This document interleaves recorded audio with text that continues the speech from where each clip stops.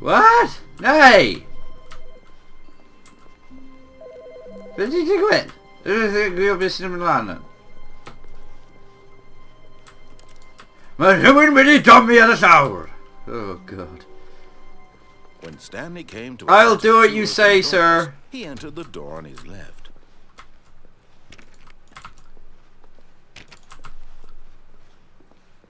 Yet there was not a single person here either. Feeling a wave of disbelief, Stanley decided to go up to his boss's office, hoping he might find an answer there. I think you build a spool inside you, take aggressive aggression of the co-workers.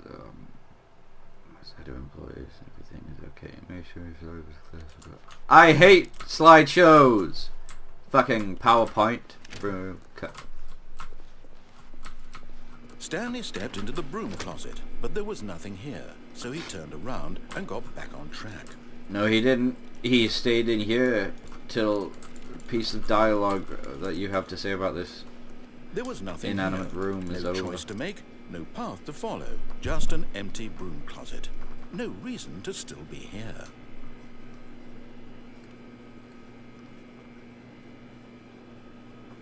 It was baffling that Stanley was still just sitting in the broom closet. He wasn't even doing anything. At least if there was something to interact with, he'd be justified in some way. As it Leave is, me alone! he's actually just standing there doing sweet FA.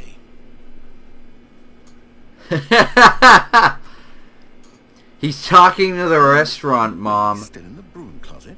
Standing around doing nothing? Why? Please offer me some explanation here. I'm genuinely confused.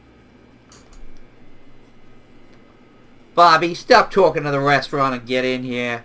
Leave me alone! There's no choice or anything in here, right? If I'd said Stanley walked past the broom closet, at least you would have had a reason for exploring it to find out. But it didn't even occur to me because literally this closet is of absolutely no significance to the story whatsoever. I never would have thought to mention it. I've been watching Lie to Me so I can hear the upbeats in your voice, so you're lying. Maybe to you this is somehow its own branching path.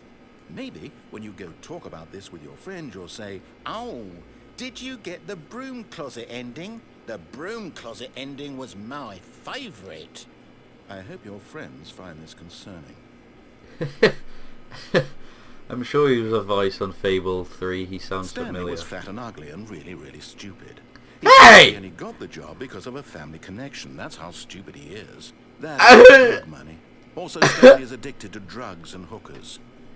That bit's true. Well, I've come to a very definite conclusion about what's going on right now.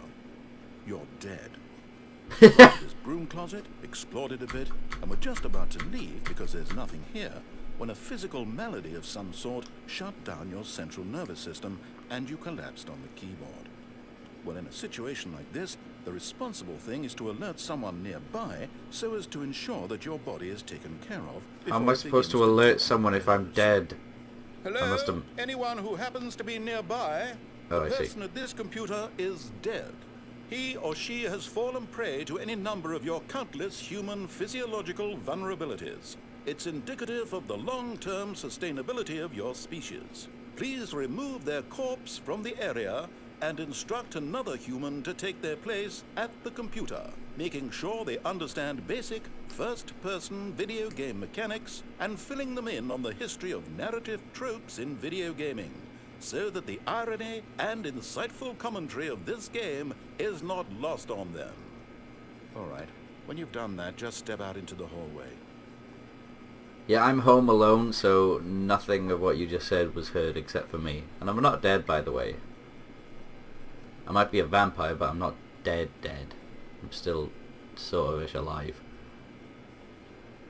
Mona the vampire! Fuck! Mona was a slag with dementia and psychological issues. Thinking she was a vampire.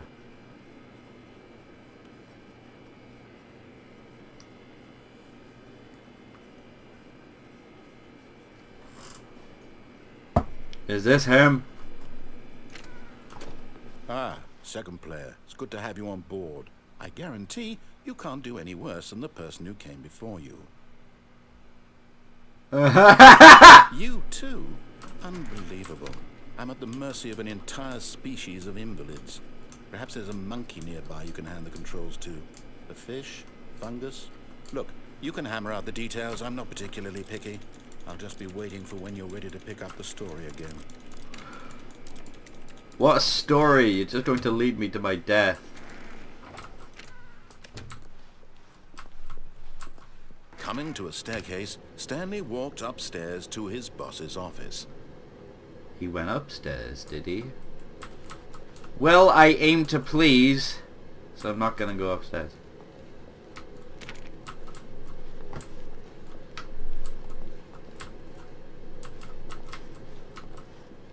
But Stanley just couldn't do it. He considered the possibility of facing his boss. Admitting he had left his post during work hours, he might be fired for that. And in such a competitive economy, why had he taken that risk?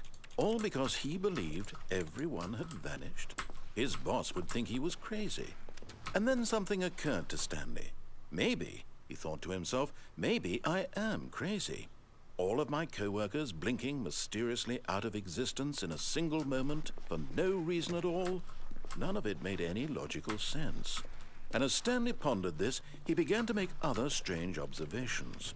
For example, why couldn't he see his feet when he looked down? Why did doors close automatically behind him wherever he went? Why is For this that matter, loom? these rooms were starting to look pretty familiar. Yeah. Simply repeating. No, Stanley said to himself, this is all too strange. This can't be real. And at last, he came to the conclusion that had been on the tip of his tongue. He just hadn't found the words for it. I'm dreaming, he yelled. This is all a dream. Oh, what a relief Stanley felt to have finally found an answer, an explanation. His co-workers weren't actually gone. He wasn't going to lose his job. He wasn't crazy after all. And he thought to himself, I suppose I'll wake up soon. I'll have to go back to my boring real-life job pushing buttons. I may as well enjoy this while I'm still lucid. So, he imagined himself flying and began to gently float above the ground. Then he imagined himself soaring through space on a magical starfield, and it too appeared. It was so much fun. And still not woken up. How was he remaining so lucid? And then perhaps the strangest question of them all entered Stanley's head. One he was amazed he hadn't asked himself sooner. Why is there a voice in my head dictating everything that I'm doing and thinking? Now the voice was describing itself being considered by Stanley, who found it particularly strange. I'm dreaming about a voice describing me, thinking about how it's describing my thoughts, he thought. Make me fly again! Very odd, and wondered if this voice spoke to all people in their dreams. The truth was that, of course, this was not a dream. How could it be? Was Stanley simply deceiving himself, believing that if he's asleep, he doesn't have to take responsibility for himself? Stanley is as awake right now as he's ever been in his life. Now, hearing the voice speak these words was quite a shock to Stanley. After all, he knew for certain, beyond a doubt, that this was in fact a dream. Did the voice not see him float and make the magical stars just a moment ago? How else would the voice explain all that? This voice was a part of himself too. Surely, if he could just... He would prove it. He would prove that he was in control, that this was a dream. So he closed his eyes gently, and he invited himself to wake up. He felt the cool weight of the blanket on his skin, the press of the mattress on his back, the fresh air of the world outside this one. Let me wake up, he thought to himself. I'm through with this dream. I wish it to be over. Let me go back to my job. Let me continue pushing the buttons. Please, it's all I want. I want my apartment, and my wife, and my job. All I want is my life exactly the way it's always been. My life is normal. I am normal. Everything will be fine. I am okay. This is immensely depressing. Stanley began screaming. Please, someone, wake me up. My name is Stanley. I have a boss. I have an office. I am real. Please, just someone tell me I am real. I must be real. I must be. Can anyone hear my voice? Who am I? Who am I? And everything went black. Okay, this is fucked up, man. This is the story of a woman named Mariella. Huh? Mariella woke up on a day like any other. She arose, got dressed, gathered her belongings, and walked to her place of work. But on this particular day, her walk was interrupted by the body of a man who had stumbled through town talking and screaming to himself, and then collapsed dead on the sidewalk.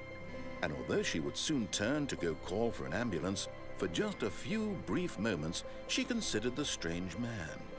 He was obviously crazy. This much she knew. Everyone knows what crazy people look like. And in that moment, she thought to herself how lucky she was to be normal. I am sane. I am in control of my mind. I know what is real and what isn't. It was comforting to think this, and in a certain way, seeing this man made her feel better. But then she remembered the meeting she had scheduled for that day. The very important people whose impressions of her would affect her career, and by extension, the rest of her life. She had no time for this, so it was only a moment that she stood there, staring down at the body. And then she turned and ran. Turned and ran. That's very specific. I think you should.